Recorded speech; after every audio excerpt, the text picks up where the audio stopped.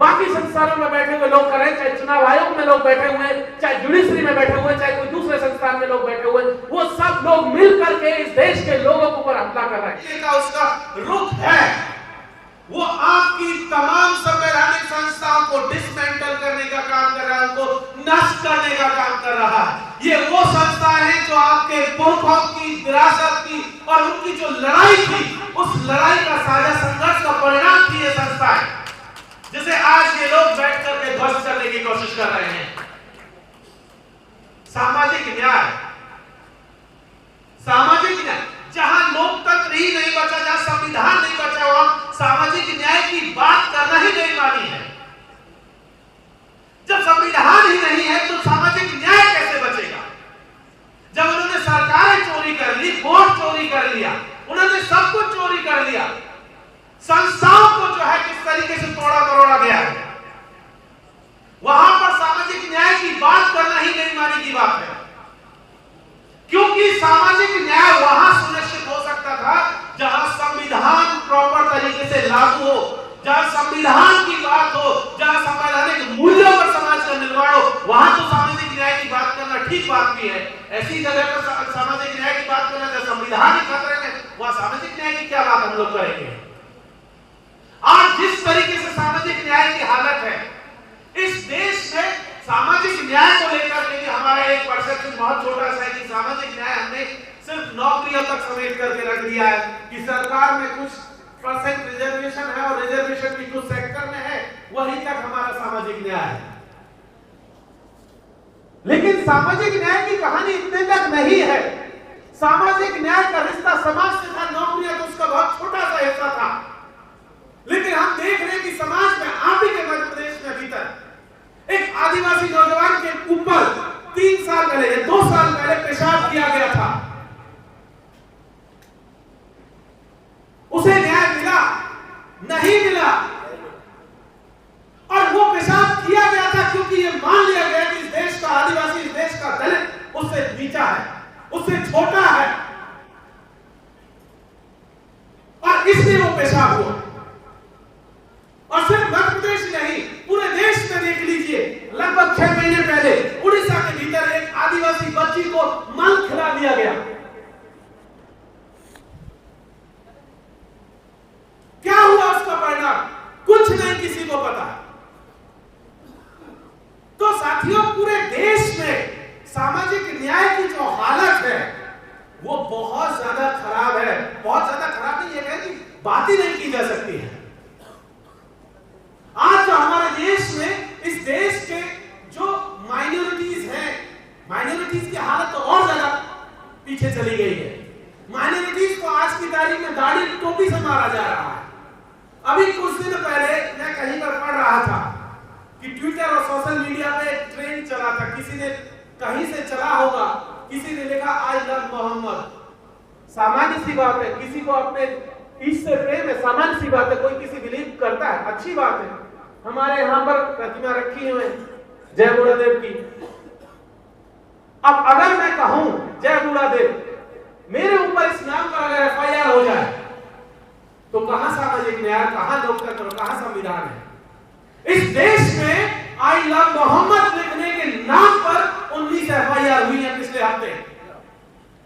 किसी ने कुछ नहीं किया, सिर्फ सोशल मीडिया पे कहीं पर लिख दिया, किसी ने तख्ती लेकर के खड़ा हो गया और इस नाम पर कि क्योंकि इन्होंने आई लव मोहम्मद लिख दिया तो जो है आपके ऊपर FIR हो गई। आई लव मोहम्मद कहना गुनाह है इस देश में। ये स्थिति हमारे देश के इस ढांचे की आज की तारीख में हो गई है। जबकि दूसरी तरफ महामानव है, आए दिन हर कार्यक्रम में उसकी तस्वीर लेकर के कोई रोता हुआ दिखता है, उसको जो है सीधा बुलाया जाता है, सीधा उसको एड्रेस करके उससे तस्वीरें ले ली जाती है, उसके साथ फोटो खिंचाया जाता है, तब किसी को कोई आपत्ति नहीं है। इसीलिए पूरे देश में आप देखिए कि जिस तरीके से माइनॉरिटीज के ऊपर हमला हो रहा है, आए दिन किसी मस्जिद के ऊपर, किसी चर्च के ऊपर या किसी और जो है धार्मिक ढांचे के ऊपर हमला किया जा रहा है और कहा जा रहा है कि ये गलत है। और प्रशासन किस तरह है? प्रशासन उन्हीं की तरह है जो दंगा कर रहे हैं, उस तरफ खड़ा हुआ है। आज ये पहली बार नहीं, सिर्फ यही नहीं, पूरे देश में आप देख लीजिए किस तरीके से धार्मिक ढांचों को तोड़ा गया। हम सब ने बाबरी की शहादत देखी है, बिल्कुल भूलने की जरूरत नहीं है। इतिहास का विद्यार्थी इतिहास याद रखेगा इन चीजों को, क्योंकि हमने देखा कि किस तरीके से उसके नाम पर राजनीति हुई और जो न्यायपालिका ने किया वो भी हम सब ने देखा। और पिछले दिनों उसी जजमेंट का हिस्सा रहे पूर्व जस्टिस सीजेआई चंद्रचूड़ साहब का भाषण भी आप सबने सुना होगा। उन्होंने एक बयान दिया था, उसको कंडेम किए जाने की जरूरत है।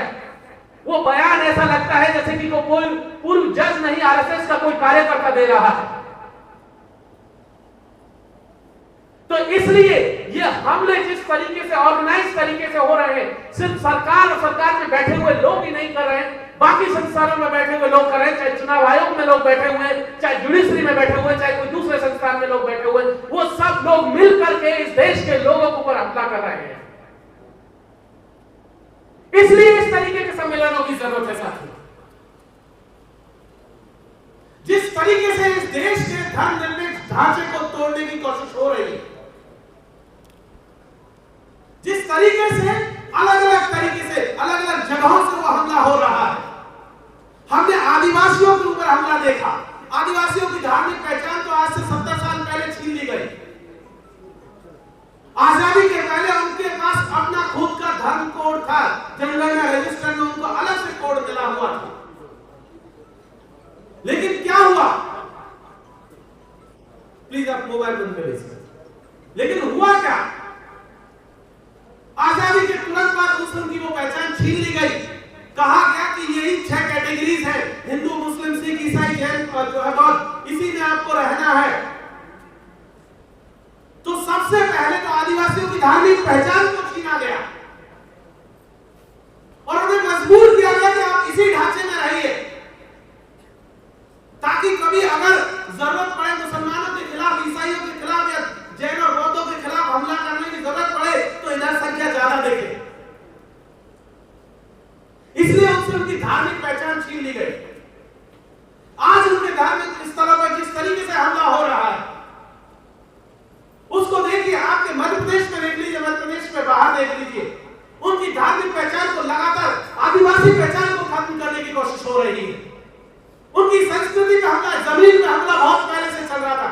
आज की तारीख में उनके जो है पहचान, जो उनकी आइडेंटिटी थी, उस पर हमला हो रहा है।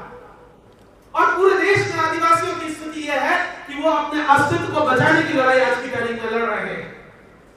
उसी तरीके से बाकी माइनॉरिटीज के ऊपर उनकी धार्मिक पहचान को लेकर के हमला हो रहा है। चाहे ईसाई हो, चाहे मुसलमान हो, चाहे आपका जैन और बौद्ध, सॉरी जैन को छोड़ दे तो आप सिखों के ऊपर आए दिन खालिस्तानी कहकर उनके ऊपर हमले हो रहे हैं। ईसाइयों पे हमले पूरे आपका पड़ोसी मुल्क, पड़ोसी प्रदेश है छत्तीसगढ़, उसमें देख लीजिए। तो इसीलिए साथियों, जिस धर्मनिरपेक्ष समाज को बनाने की बात हमारे संविधान में की गई थी, आज उस पर भी जो है लगातार खतरा चल रहा है। और ऐसा नहीं है कि ये चीजें लगातार होती जा रही है, ये चीजें सारी की सारी लगातार बढ़ती जा रही हैं।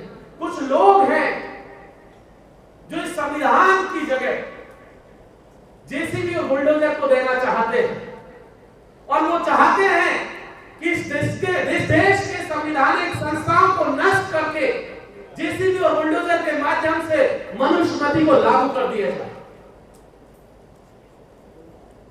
लेकिन वो इस चीज को भूल जाते हैं कि मनुस्मृति को ना तब एक्सेप्ट किया गया था, ना आज एक्सेप्ट किया जाएगा। हमने तब भी तुमको चुनौती दी थी, हम आज भी तुमको चुनौती देंगे, चाहे लाख कोशिश तुम कर लो। और हम सबसे पहले वो लोग होंगे इस देश का दलित और आदिवासी जो इस मनुस्मृति को सबसे पहले नष्ट करने का काम करेगा, सबसे आगे बढ़कर के इसके खिलाफ लड़ाई करेगा, क्योंकि हम उसके विक्टिम हैं। हम वो लोग हैं, इस देश का दलित, आदिवासी, मुसलमान उसका विक्टिम है, महिलाएं उसका विक्टिम है। और इसीलिए वो इस लड़ाई का सबसे आगे अगुवा बनकर के लड़ाई को लड़ेगी। तो जो लोग जेसीबी के माध्यम से, बुलडोजर के माध्यम से न्याय करने निकले हैं, उनको भी यहां बता देने की जरूरत है कि तुम्हारा ये बुलडोजर तुम्ही पर एक दिन चलाया जाएगा। क्योंकि बुलडोजर और जो जेसीबी है, ये कभी भी आपका संविधान की जगह नहीं ले सकती। कभी भी इस देश को, संविधान को कुचलने के लिए आपको इजाजत नहीं दी जाएगी। तो साथियों, ये सारी चीजें हैं जिसको लेकर के हम लगातार देख रहे हैं। एक चीज जो आखिरी बात कहकर के मैं अपनी बात को खत्म करूंगा, ये जो घोषणा पत्र हमारे साथियों ने दिया है, मनुवादी संघी फांसीवाद के खिलाफ जनसंघर्ष का जो घोषणा पत्र है, इसमें सारी चीजें बड़ी इंटरेस्टिंग थी, लेकिन एक चीज जिसने मेरा सबसे ज्यादा ध्यान आकर्षित किया है, वो इसमें लिखा हुआ है गोंडवाना राज्य और भील प्रदेश के गठन की मांग का समर्थन। ये शायद इस इतिहास में, राजनीतिक पार्टियों के इतिहास में पहली बार है जब किसी दल ने, किसी मोर्चे से भील प्रदेश और गोंडवाना राज्य की मांग का समर्थन किया गया है। ये वो लड़ाई है जो आजादी के पहले से हमारे साथी लड़ते आ रहे थे। भील प्रदेश की मांग आज से 100 साल से भी ज्यादा पुरानी मांग है। आजादी के समय पर जब स्टेट रिऑर्गेनाइजेशन कमीशन बनाया गया था 52-53 के आसपास, तभी इस मांग को एक्सेप्ट किए जाने की जरूरत थी, लेकिन अनसुना कर दिया गया और भील प्रदेश को 4 भागों में बांट दिया गया, मध्य प्रदेश, राजस्थान, गुजरात और महाराष्ट्र। अब फिर से वो मांग उठी है। तो मैं शुक्रिया अदा करना चाहूंगा तमाम साथियों का। इसी तरीके से गोंडवाना की मांग आज की मांग नहीं है साथियों। गोंडवाना की मांग भी आजादी से पुरानी मांग है, आजादी के पहले की मांग है, और उसी मांग को फिर से दोहराया गया है और हम आज उस मांग का समर्थन करते हैं। तो इन्हीं सब बातों के साथ साथियों, मैं अपनी बात को खत्म करता हूं कि आज जो लोग नाम बदलने की कोशिश कर रहे हैं, आज एक परंपरा चलने के लिए भोपाल को लेकर के कह रहे हैं भोजपाल कर दीजिए। कुछ लोगों ने पहले जो प्रयागराज कर दिया, इलाहाबाद का नाम बदल कर दिया। वो कर सकते हैं, उनके पास ताकत है, उनके पास सरकार है, वो ये काम कर सकते हैं।